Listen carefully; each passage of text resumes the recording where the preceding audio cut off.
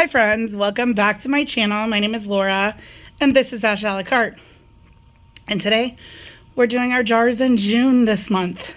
So today I'm making a meal using up two things that I keep on my pantry shelves all the time. One of them is a chicken soup base that has carrots and celery, onions, a little bit of chicken and broth. And then the other one is just an extra jar of chicken, which is canned. I can it raw, so it makes its own broth. Both of those things. For a super easy, probably took me, including the waiting time at the end, 30 minutes from start to finish. It adds time filming sometimes, but whatever. This could be done in 30 minutes or less using jars that I have on my shelf all the time. I hope that you enjoy the video. Please don't forget to subscribe to see all of my Jars in June videos. And at the end of the video, I will attach a playlist. So this is the beginning of the month, so there's not going to be a lot there. But if you're watching this later, the whole list of Jars in June videos will be right there for you. Thanks for watching, friend. Please don't forget to subscribe, like the video, and share my channel to help my channel grow. And I will see you at the end of the video. All right, so I'm going to use two of my home canned jars. This one is actually a chicken soup, so it has a little chicken. And then this one is just canned chicken. I'm gonna leave all of the juices in. When I dump them in here, I'm gonna heat them up, and then I'll probably add some chicken broth to it. And then we're gonna turn this into some chicken and dumplings, because that's what I feel like eating, and I don't know where my jar opener is. I always stick it in the same place and then leave it when it's not where I stick it. Alright, well, I'll just use my... Okay, so the chicken soup was carrots, celery, and onions, and then you see there's just a little bit of chicken in there. And then the chicken is literally just chicken. Ooh, it already smells like chicken noodle soup. And we'll get this out. But when I make dumplings, I like chicken and dumplings. I really like to have vegetables in there. And I just don't feel like cutting up any fresh ones. And so I'm going to show you how I use some of my jars. Alright, so definitely going to go fill probably both jars of water to dump in. And then once I get this in, I'm going to turn my heat on. We're going to bring this up to a boil, but I know that I didn't have enough chicken flavor from those two jars when I add the water, so I'm going to go ahead and add that in. When I can stuff, I don't salt and pepper it. So I am going to also do the salt and pepper right now. And not too much on pepper because we will have added it with that chicken bouillon powder. And then now I'm just going to let this go. I'm going to put the lid on. It's not going to overflow or anything. So I'm going to leave this on to cook, and I'll bring you back when I do my next step. So now that my soup is all heated through, I'm going to just mash down some of that chicken. I pulled out two of the small cans of biscuits. I'll start with one, and if I need to, I have it out. But what I do, I bust, and then I just smash the biscuits and kind of tear them into pieces to get them into oil. And I like it to be dumpling heavy, so that's why I pulled out two. We'll see if I need them or not, but once you drop them, they start puffing up and floating. When I get enough in there that not all of them float I will stir after every few additions.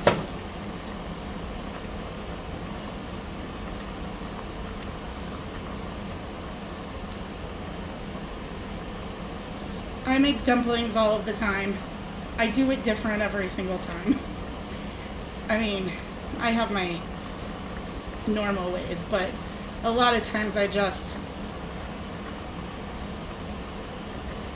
you know, like if I'm making it from scratch and I start with a whole chicken for a big group of people, I'll cook the whole chicken and then I shred the chicken, drain all of the bits and pieces out of the broth, put the chicken in the broth, or I put the broth back in. I add carrots and onions and celery in the morning when I put it in, and then when I get the broth all done, put the celery and the carrots and the chicken back in, I bring it back to a boil, and then I drop homemade biscuit. You can make them with just flour and water. Self-rising flour and water works really well. You can use like Bisquick mix, off-brand, name brand, it doesn't matter. So that was 1 can. I am gonna do 2. And this means that I'll have leftovers for lunch or dinner. I've been really bad about eating lunch at work, so I've been better about it when I eat like crackers and like pepperonis or meat. So I probably will eat dumplings at home, but we shall see. Also, I am pre-filming this, so you're seeing this in June, and I just said that I was going to work because I still am teaching. Although I'm teaching over the summer, so maybe I didn't need to clarify that.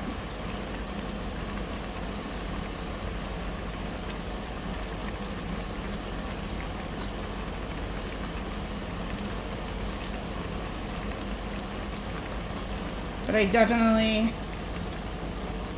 make chicken and dumplings several times a month, and for the times that I want it and I'm too tired, I also almost always have sweet stew dumplings on hand, because when I'm sick, that is the soup I want to eat.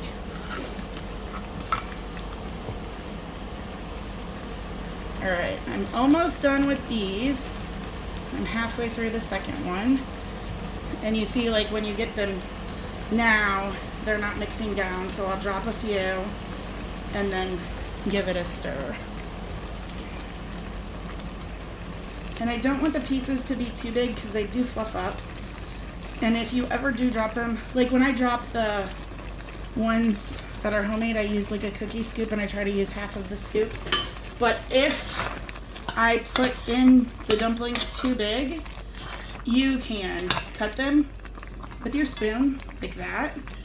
Or my favorite way would be to put some up on my spoon and use those meat masher things to chop them up. That works really well. I don't think I need to do that today, but sometimes I do that. Especially if my back is bothering me, because it's way quicker to just drop bigger lumps and then chop them up in there. Some people will make their dough and roll it out and dice like normal dumplings. When I first started making dumplings, I did it that way. But it's so much more time. I just like my lazy dumplings. Alright, so this is the last biscuit, so I'm getting it all dumped in. Now, we have to be careful at this point because there's lots of dumplings. We're gonna let it cook for like another 5 minutes to give those dumplings that I just dropped that super extra time in there, and then I will take I'll take it off of heat. I'll just turn the heat off actually, and then I will put the lid on and let it sit, but I'm gonna take a taste test of the broth.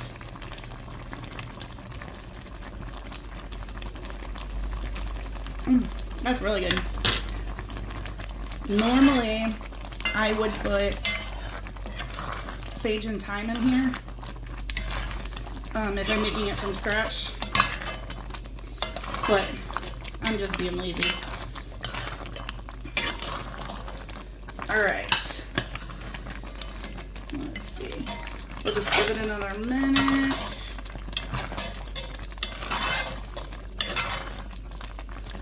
But also remember, at this point you need to stir often because they will stick and burn. Don't ask me how I know.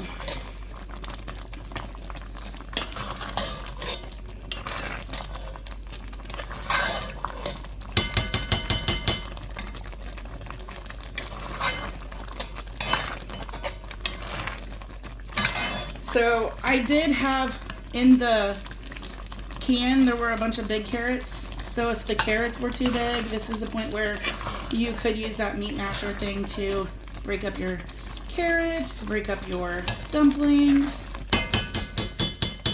All right, I'm turning the heat off. I do want to add a little bit of milk, and I'm just gonna add it right at the end to make it a little creamier. So I'm gonna get that in there. Gonna make that a little creamier. We're going to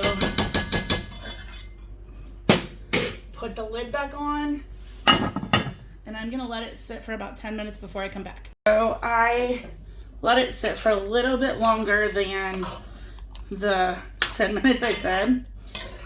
So I am going to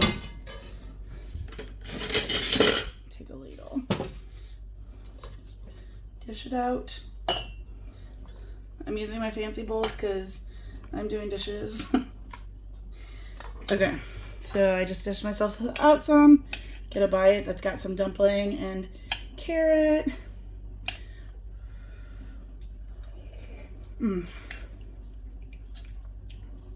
So good. I'm gonna give myself another scoop.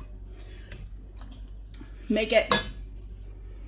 Always in the same position, but because this is my spot.